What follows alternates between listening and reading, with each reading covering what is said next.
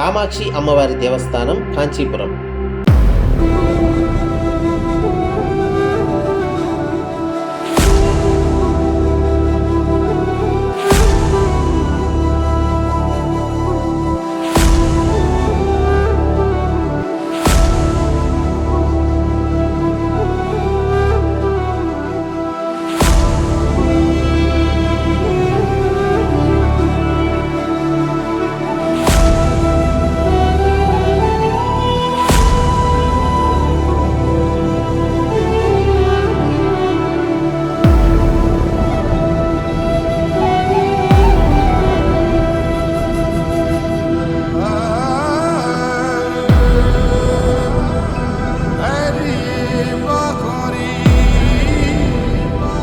ఓం శ్రీ మాత్రే నమః.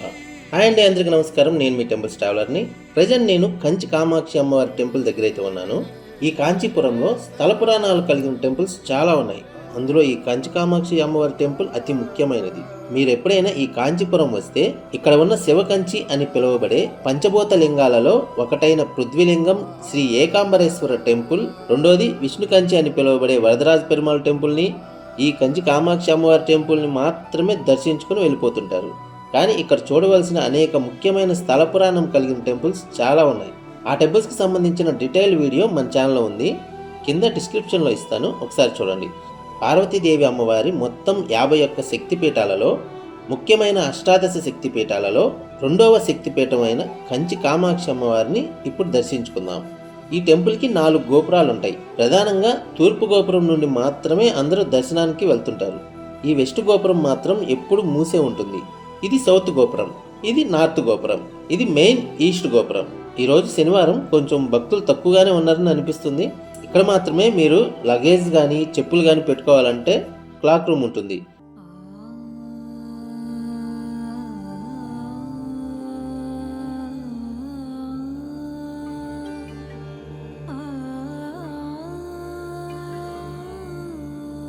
లోపల దర్శనం చాలా బాగా జరిగింది. అమ్మవారు పసుపు రంగులో చాలా అద్భుతంగా దర్శనం ఇచ్చారు. బయటికి రాగానే ప్రసాదం పెట్టారు. ఈవినింగ్ 4:30కి లోపలికి వస్తే ఇప్పుడు 6:45 అవుతుంది. లోపల దర్శనానికి 2 గంటలు అయితే పట్టింది. లోపలికి మొబైల్స్ అలా ఉంది, బట్ ఫొటోస్ కానీ వీడియోస్ కానీ తీస్తుంటే చెక్ చేస్తున్నారు.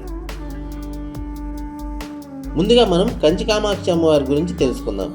ఈ కాంచీపురాన్ని దక్షిణ కాశీ అని కూడా పిలుస్తారు. ఇక్కడ అమ్మవారి నాభి పడిందని చెప్తారు. 1500 సంవత్సరాలకు పూర్వం పల్లవ రాజులు ఈ ప్రాంతాన్ని రాజధానిగా చేసుకుని ఈ ఆలయాన్ని నిర్మించారు. కామాక్షి అమ్మవారు బండాసుర అనే రాక్షసుడిని సంహరించిన తర్వాత ఇక్కడే వెలిశారు. కా అంటే లక్ష్మి అని, మా అంటే సరస్వతి అని, అక్షి అంటే కన్ను అని అర్థం. కామాక్షి అంటే లక్ష్మీదేవి ఇంకా సరస్వతీదేవిని కన్నులుగా కలిది అని అర్థం. 8వ శతాబ్దంలో ఆదిశంకరాచార్యుల వారు ఇక్కడే అమ్మవారికి శ్రీచక్రాన్ని ప్రతిష్ఠించి పూజించారు.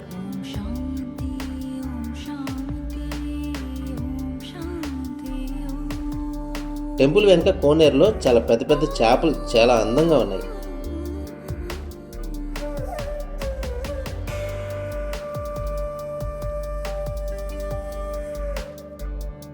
వెనుక చిన్న టెంపుల్లో ఈ అమ్మవారిని పూజిస్తున్నారు. తమిళంలో రాసింది. ఈ అమ్మవారి పేరు తెలిస్తే కొంచెం కామెంట్లో చెప్పండి. నేనైతే కాళీమాత అమ్మవారు అనుకుంటున్నాను.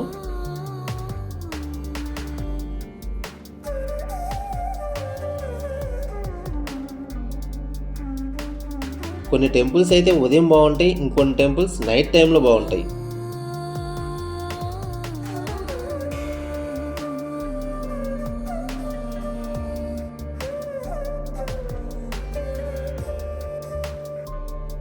ఇక్కడ మనకి అమ్మవారి వాహనమైన సింహం, ధ్వజస్తంభం ఇంకా బలిపీఠం కనిపిస్తాయి. ఇక్కడే అందరూ దీపాలు వెలిగించి దండం పెట్టుకుంటున్నారు.